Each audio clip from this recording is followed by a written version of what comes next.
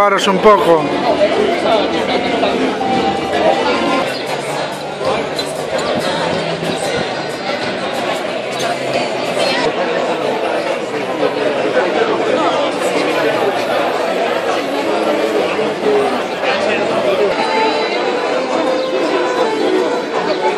Decimoséptima edición da Feira do Viño de Valdeorras, que ha tenido aquí en el barco de Valdeorras.